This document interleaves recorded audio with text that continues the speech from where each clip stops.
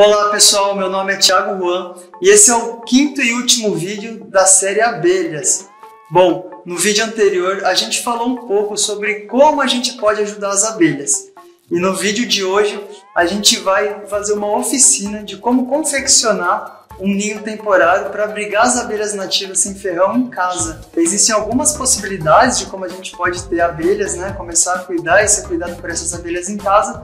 E uma dessas possibilidades, com um custo muito baixo, é a gente confeccionar esses ninhos temporários. A ideia desse vídeo não é estimular a produção e instalação desenfreada desses ninhos, mas sim de dar possibilidades de como iniciar na atividade da meliponicultura. Inclusive, uma coisa fundamental, antes de você querer confeccionar e instalar qualquer ninho temporário, é você pesquisar se no seu estado tem a necessidade de pedir autorização para você fazer essas instalações. Além disso, pessoal, se você se propor a construir um ninho temporário para colocar na sua casa, para colocar numa mata, você está sendo responsável por esse enxame que pode entrar dentro desse ninho.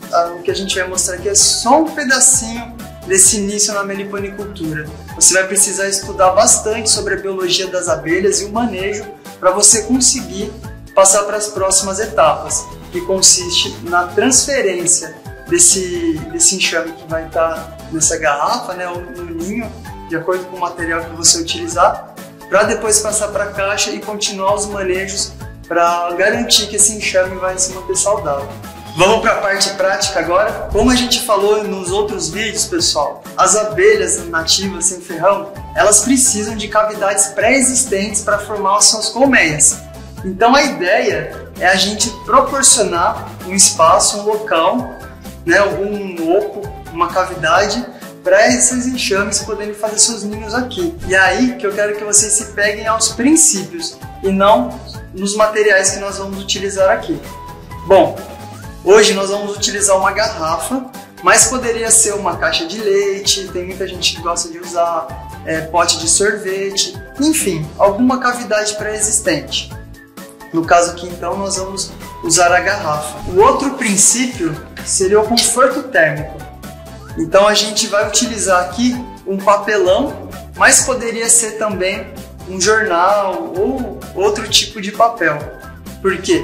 Se a gente deixar a garrafa sem nenhuma proteção, o enxame fica muito vulnerável. Então fica muito vulnerável a esquentar ou a esfriar, e isso pode com certeza colocar em risco a colmeia. E aí nós precisamos garantir que dentro aqui dessa garrafa vai ficar escuro, certo? Então a gente já vai fazer isso com um papelão e depois nós vamos proteger esse papelão com um saco, tá bom? Não necessariamente precisa ser preto e não necessariamente precisa ser um saco como esse. Pode utilizar lona, eu utilizei lona durante muito tempo, tá bom? A gente só precisa garantir que se estiver chuva, ou se por algum motivo cai água no lugar, não pode molhar o papelão, tem que estar bem protegido. O outro princípio é impedir a entrada de luz. E isso a gente pode fazer com vários materiais. No caso aqui, a gente vai utilizar um cotovelo de meia polegada e eu gosto muito dele porque eu posso reaproveitar muitas vezes. E se entrar uma abelha aqui, já vai ficar com o cheiro dela, então fica mais fácil também para eu acolher depois outras abelhas. A gente precisa arrumar uma cavidade pré-existente, no caso aqui nós vamos utilizar a garrafa, e vamos envolver essa garrafa com esse papelão. Gosto de colocar uma fita aqui antes de começar, para ficar bem justinho. Agora nós vamos dobrar as pontas. No caso da garrafa PET, é legal a gente sempre deixar um espacinho aqui para depois amarrar o saquinho. Esse saquinho que eu vou usar, pessoal, é um saquinho que foi feito sob medida para a gente colocar nas garrafas, tá bom? Mas não precisa ser necessariamente este. Pode improvisar. Coisa que o brasileiro faz muito bem, Muito bom em improvisos. Bom, então eu tô aqui garantindo que vai ficar escuro e que vai ter um conforto térmico.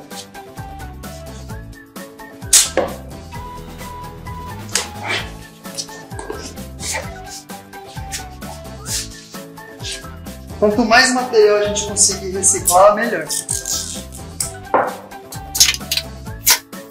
Bom, então envolvemos aqui a garrafa, perfeito.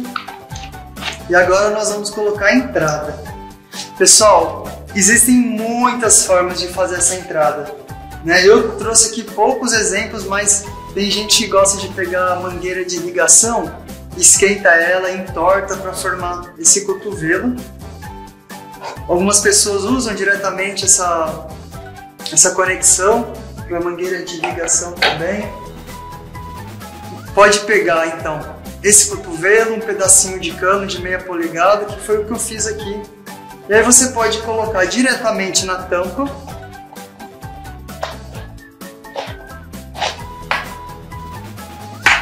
Ou se preferir,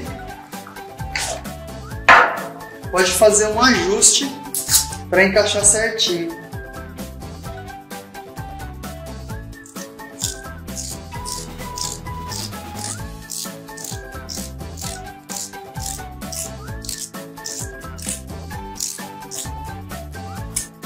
Nove voltas. Ver se deu. Deu, perfeito. Agora nós vamos colocar o saquinho.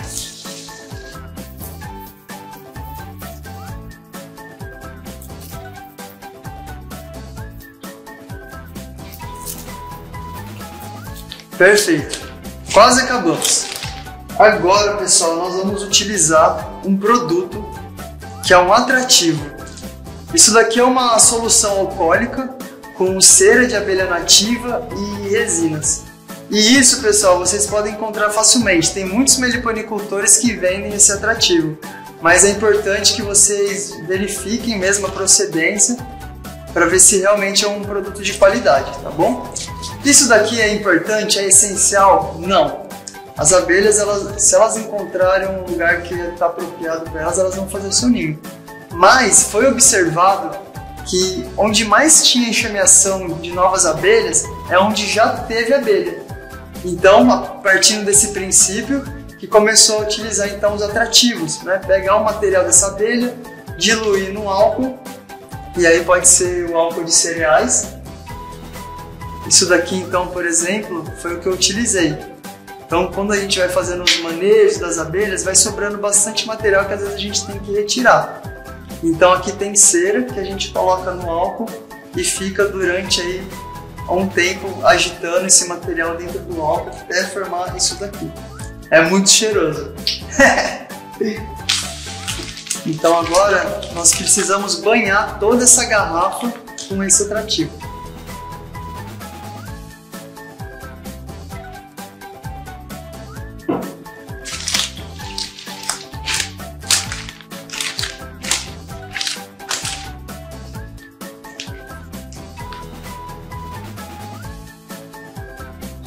Aí nós banhamos essa garrafa e depois a gente devolve o excesso. O álcool vai evaporar e vai ficar aqui somente a resina e a cera. Pessoal, então tá pronto o nosso ninho temporário. Por que ninho temporário? Porque não é para a abelha ficar muito tempo aqui, tá bom? Então depois que a abelha se instalar aqui, nós vamos deixar aí no mínimo, algumas pessoas falam em 45 dias, eu gosto de deixar 3 meses para garantir que o enxame vai estar estabilizado. Por quê? Diferente das abelhas africanizadas, que a rainha voa para formar uma nova colmeia com um pouco de operários, no caso das abelhas nativas é diferente. Então, coloquei o meu ninho lá. As abelhas, quando elas estiverem em ponto de reprodução, que tiver uma princesa, elas vão começar a buscar um novo lugar para fazer a sua colmeia. Se chegar abelhas aqui e gostarem do lugar, achar que aqui vai ser um bom lugar, o tamanho é bom, e ela vai ver o tamanho também por conta da vibração, então ela bate as asas, né? E de acordo com como aquilo ressoa, ela vai saber se é um lugar grande, se é um lugar pequeno. Se tiver bom aqui e as outras operárias também acharem que aqui é um bom lugar, elas vão dar início a um processo para construção da colmeia aqui dentro. Então o que ela vai fazer? Ela vai até a colmeia mãe, vai pegar cera, vai pegar mel, vai pegar pólen e vão começar a montar toda a estrutura do ninho aqui dentro. A hora que tiver legal, né, que já tiver com uma certa estrutura montada, elas vão até a colmeia da mãe e vão falar assim: princesa, tá tudo certo, tá tudo pronto, é só a gente voar para nova casa agora. Bom, a hora que acontecer isso, então a princesa vai fazer o voo nupcial. E aí nesse voo nupcial ela vai fecundar com o macho, com o zangão, vai entrar aqui dentro dessa colmeia.